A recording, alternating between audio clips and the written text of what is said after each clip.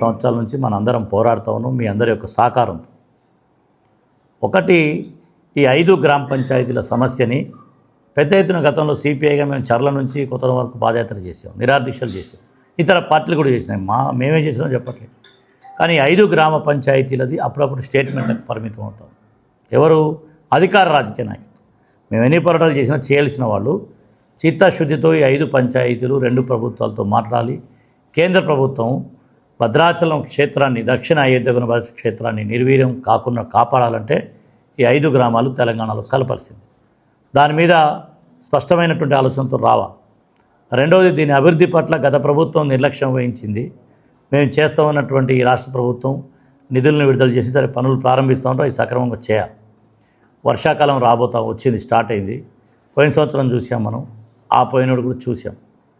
ఈ కరకట్ట నిర్మాణం పూర్తి చేసి లోతట్టు ప్రాంతాలకు 1000 ఇండ్లు కట్టిస్తామన్న నాటి ప్రభుత్వం మాట నీటి మాట అయింది.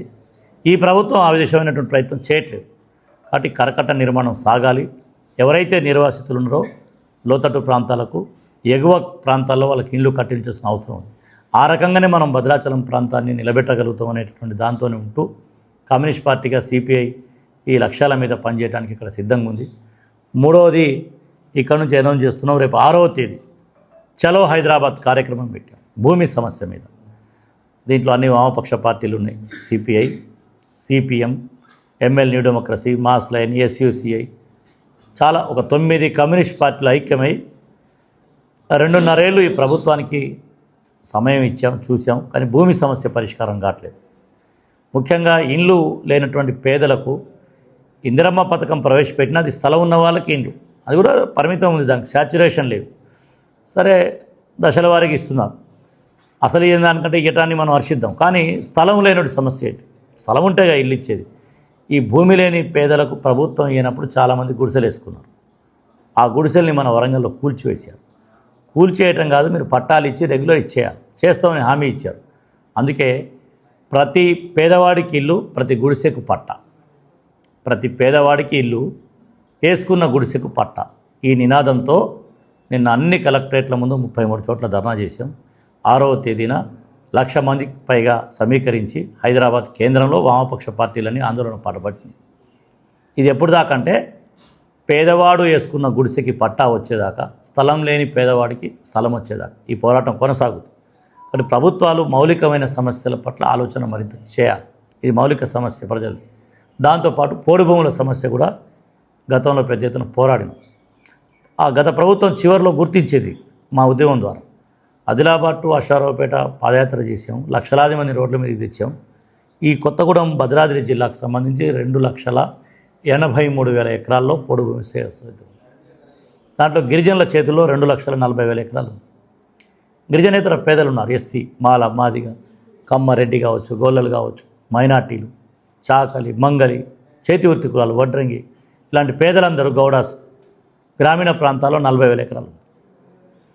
ఆర్ఎఫ్ఆర్ చట్టం ఏం చెప్తా ఉంది? గిరిజనులతో పాటు గిరిజనేతరులకు కూడా ఏజెన్సీ ఏరియాలో ఆర్ఎఫ్ఆర్ పట్టా ఇవ్వచ్చు. చట్టం ఉంది, అది పార్లమెంట్లో ఆమోదమైంది.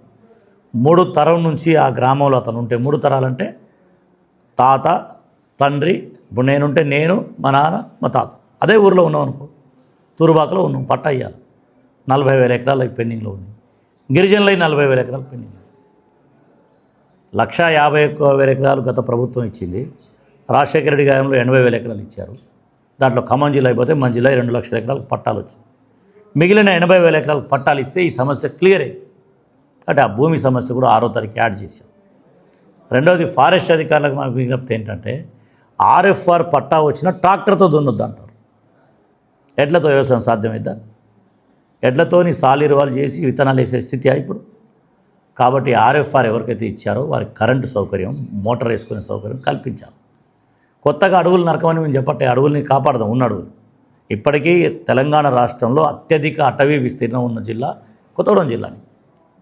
అట్లని అడవిని కాపాడుతున్నాం, మరి మేము కూడా బతకాలగా. తెలంగాణ రాష్ట్రానికి కరెంట్ ఇచ్చేది మన జిల్లా, ఇసుక పోయేది మన జిల్లా, బొగ్గు మన జిల్లా, నిర్వాసితులు మన జిల్లా, అడవులు మన జిల్లా. మరి ఈ జిల్లాకు జరుగుతున్న అన్యాయం మీద న్యాయం మాట్లాడొద్దా? భూమి సమస్య పరిష్కారం కావాలిగా. సీతమ్మ సాగరు దుమ్మగూడెం చర్ల మండలాల్లో నిర్వసితులు 2,500 ఎకరాలు నీళ్ళే. సీతారామ ప్రాజెక్టు నీళ్ళు భద్రాచలానికి రావు, పినపాకకు రావు, ఇలందుకు రావు, అశ్వారావుపేట సగం రాదు. ప్రాజెక్టు ఉన్నది మా ఏరియా. నీళ్ళు ఇక్కడి గోదావరి నీళ్ళు ఇక్కడి, కరెంట్ ఇక్కడ, బొగ్గు ఇక్కడ, ఇసుక ఇక్కడ, అడవి ఇక్కడ. మరి ఈ జిల్లా ప్రజలకు అన్యాయం జరుగుతుంది కదా. కాబట్టి గత ప్రభుత్వం మీద పోరాడిన చలో ఈ ప్రభుత్వానికి సపోర్ట్ చేసింది. ఈ ప్రభుత్వం, మంత్రులు, అధికార యంత్రాంగం, పాలనా యంత్రాంగం, రాష్ట్ర ముఖ్యమంత్రి గారు భద్రాద్రి జిల్లా పట్ల సాగుతున్నటువంటి అన్యాయం పట్ల స్పందించాం. అందుకే సిపిఐ పార్టీగా మా రాష్ట్ర కార్యదర్శి శాసనసభ్యుడు సాంబశివరావు గారు అసెంబ్లీలో ఈ అంశాలను లేవనెత్తి అంశాల వారితో ఉన్నాం మేము. ఈ అంశాలని పరిష్కారం చేయాలి. సమయం సందర్భం ఉంచింది, 2.5 ఏళ్ళు సమయం అయిపోయింది. మరి వీటన్నిటి మీద కార్యక్రమం భవిష్యత్తులో చేయబోతుంది. దానికోసం పోరాటాలకు కేంద్రం, ఆదివాసీ ఉద్యమాల కేంద్రం భద్రాచలంలో సిపిఐ 2 జిల్లాల శిక్షణా తరగతులు, ఖమ్మం, కొత్తగూడెం ప్రధానమైన నాయకత్వం, మండల కార్యదర్శులు, జిల్లా కార్యవర్గం ఒక 250 మంది ప్రధాన నాయకుల్ని 3 రోజుల పాటు 7, 8, 9 తేదీలలో భద్రాచలంలో సిపిఐ రాష్ట్ర శిక్షణా శిబిరం ఇక్కడ పెట్టాం. మీ అందరి సహకారం కావాలి. ఇది దేనికోసం అంటే అనేక ఇష్యూస్తో పాటు ప్రజల ఇష్యూస్ని చర్చించి భవిష్యత్తు పోరాట రూపకల్పన భద్రాచలం నుంచి చేయబోతాం. కాబట్టి 7వ తారీఖు ఉదయం మరి వెన్యూ మరి దాదాపు 3 రోజులు అందరూ ఇక్కడే ఉండాలి. ఆ కమ్మసత్రం దగ్గర 7, 8 క్లాసులు జరుగుతాయి. 9 ఇక్కడ జరుగుతాయి కింద పెద్ద హాల్లో. అక్కడ వేరే మ్యారేజ్ ఉంది. 3 రోజుల పాటు